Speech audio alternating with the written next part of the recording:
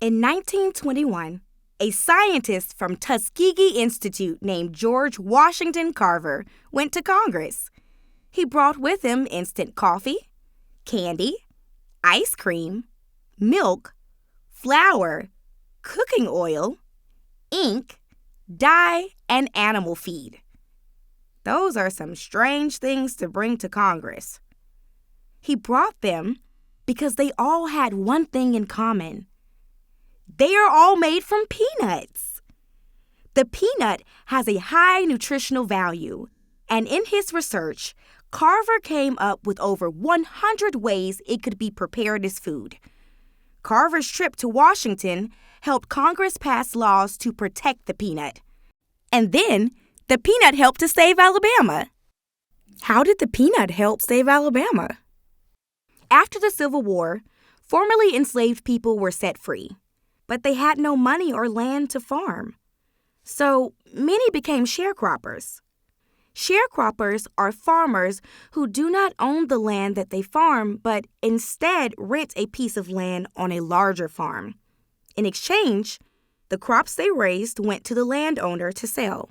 Sharecroppers get part of the money, minus money for rent and food. Sharecropping left very little money for the poor farmers. It was a lot of hard work for not a lot of money. At the time, cotton was the main crop being grown in Alabama. Cotton is very hard on the soil because it takes most of the nutrients out of the soil. Cotton crops began failing. Many farmers felt cotton was the only reliable crop to sell, but it was a hard crop to grow because it was affected by things the farmers couldn't control, like weather, insects, and market prices. In the 1910s, an insect named the boll weevil made its way to the state of Alabama and devastated the cotton crops. But George Washington Carver and the peanut was here to save the day. The peanut not only helped make the land fertile and profitable again, it also helped the poor sharecroppers get out of poverty. The peanut helped to revitalize the soil. After many years of studying soil, George Washington Carver knew that cotton used up most of the nutrients in the soil, leading to crop failures. His experiments showed that crops containing high levels of nitrogen, like peanuts, cowpeas, and sweet potatoes, would revive the land and expand a farmer's food supply.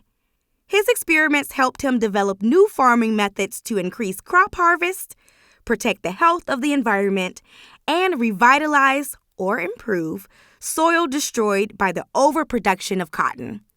One method he developed is called crop rotation.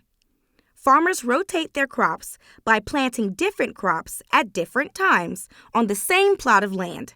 Planting peanuts in between seasons of cotton would help the farmers keep their land healthy and increase the amount of cotton they could produce over time. Soon, farmers found themselves swamped with peanuts to sell.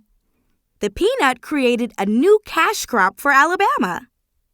A cash crop is a crop that is grown for money. As more and more farmers grew peanuts to improve their soil, they found themselves with a large supply of peanuts. Carver gave all these peanuts a lot of thought. He discovered that the peanut is remarkably useful and developed a long list of inventions and uses for the peanut to create a marketplace for this new cash crop.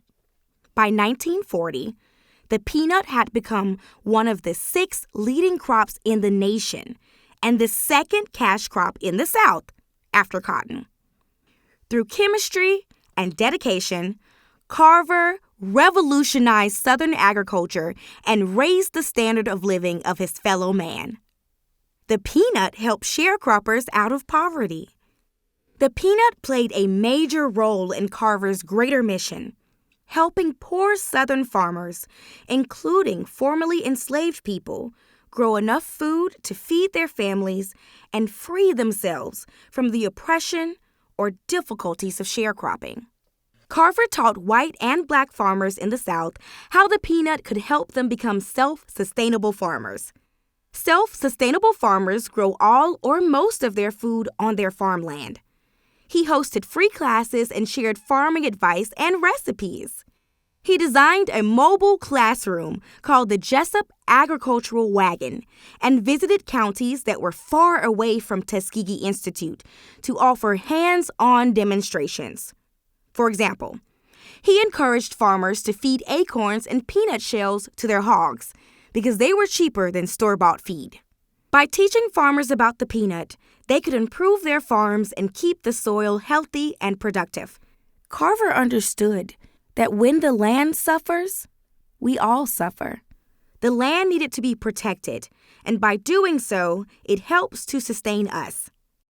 Today, over half the peanuts grown in the United States are from Alabama.